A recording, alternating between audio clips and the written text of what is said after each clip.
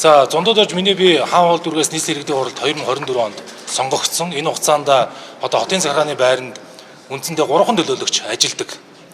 Тэр дотроос би хөрөнгө оруулалтын бүтээнжийн менежер бас тодорхой хугацаанд ажиллалаа.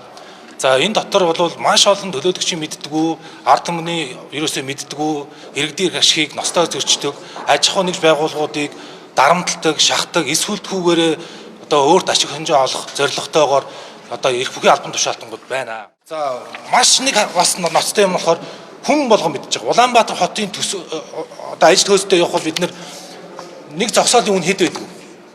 Нэг зогсоол одоо хотын төвд ажил хөөсдөө хүүхдүүд сургуулаа цэцэрлэгээ тавихад 4,000, 5,000, зарим газар 3,000 байдаг. Гэтэл одоо зогсоол ондор орохоор нэг юм байдаг тийм ээ. Нийслэлийн иргэдийн хурлын тогтоол гээд 2009 оны тогтоолыг үүд болгондор тавьсан байдаг.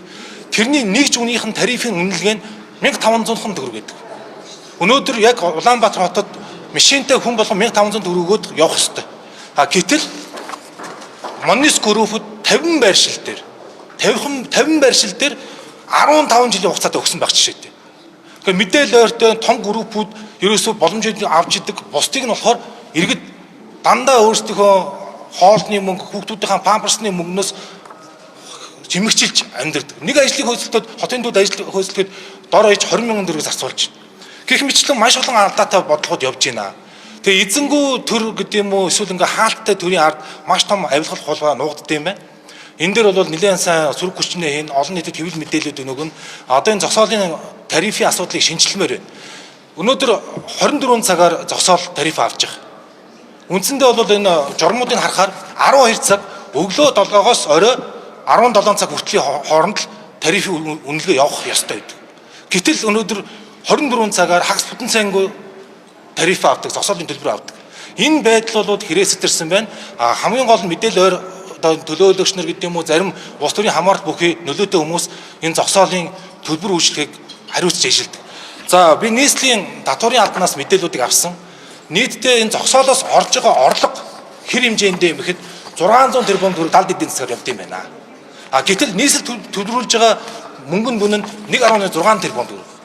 Ингээд бодохоор тэрний ард ямар том авилгал хулгай далд эдийн засаг явж байгаа гэдгийг илхэн харж болно. Журам дээр 1500 төгрөг гэдэг юм байна. Төр хувийн шин төсөл буюу одоо нөгөө мэдээлэл ойр байгаа сэтгүүлч та зундуудаарч би зогсоол ажиллах ямар ч болцоо байхгүй. Яг л зогсоолыг тэр тендерт ямар материал бүрдүүлэхин тэр нээлттэй биш хаалттай. Хэсгэн бүлэг хүмүүсийн хувьдаа өөрийн одоо хамаарал бүхий компани оруулж ирээ шалгаруулдаг.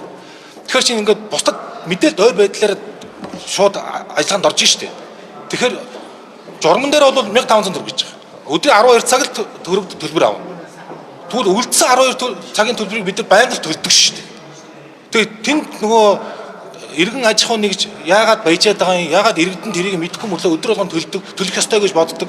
Тэр төлбөр нь нийслэлийн татварт ордоггүй.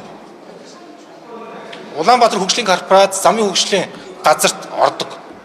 Ингээд ирэхээр чинь бид нар яаж одоо төр менежментээ яаж зөв хийж байгаа. Зөвхөн улс төрд хамаарал бүхий мэдээлэл дойр байгаа хүмүүс тэр зогсоолын төлбөрөөр ашиг олж шít. Асар их мөнгө байна. 3-4 мянган төгрөг идэх нь бол өөрсдийнхөө ашиг оруулж байгаа. Тий. 1500-аар татвараад. Тий. 600 тэрбумын далд эдийн засаг тэгээд төсөв 1.6 тэрбум. Тий. Тэрний талаар тодорхой. Одоо нийслэлийн төсөв Улаанбаатар хөгжлийн корпорацид тэгээд замын хөгжлийн газарт төвлөрүүлж байгаа. Нийт татварынхаа.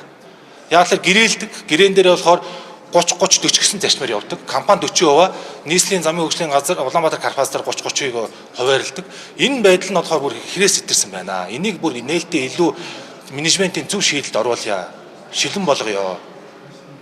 Хүн болгон өнөөдөр машинтай явахдаа ачаал үрж байна. Бензиний үн, зогсоолын хүртээмжийн асуудал, нийтийн эзэмшлийн газрыг өнгөрсөн одоо ээлжид бас сурлаар хүчтэй одоо баталсан.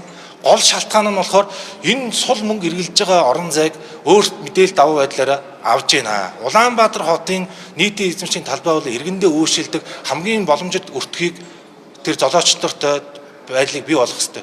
Ялангуяа эмнэлгийн орчинд бүр үнэн төлбөргүй ашиглах тэр нөхцөл нь байд юм байна. Журман дээр. Гэтэл өнөөдөр бид нар эмнэлэг төлөвлөлтөд хэдэн төгрөг төлдөг үлээ. Ерөөсөө ажил хөөцөлдөх, амьдрал аж ахуйгаа авч явахыг гэх болгонд нийслэл болон улсын хэмжээнд татвараар дарамтлагдаг иргэнийхээ халаасыг л шууж ил байгуул эдэрт болно гэдэг юм хандлага бүр хэрэгс эдэрч хавтгаарсан байна. Тийм учраас энийг арай шинжилсэн байдлаар ажлын хэсгээр нь орё. Энийг ингэж болж болохгүй. Шилэн болгоё, нээлттэй болгоё. Хүн болгон ухаалаг уцтайгаа системтэй болъё. Ядаж энэ зогсоолоо уцаараа захиалдаг болъё. Тэгэхгүй ингээд ойчрлоод хаан зогсоол байгаа нь бид мэдэхгүй системээ төгөлдөрч чадахгүй хаана юу байгаагаа хэн чадахгүй ийм байж ерөөсөө хэвш болохгүй байна гэж харж байгаа. За тэгээ хэвлэлийнхэндээ маш их баярлалаа. Дараагийн мэдээллүүд болон одоо энэ цаг үеийн байдал дээр хотын шин даргатай маш олон асуултуудыг асуухыг бодож байна.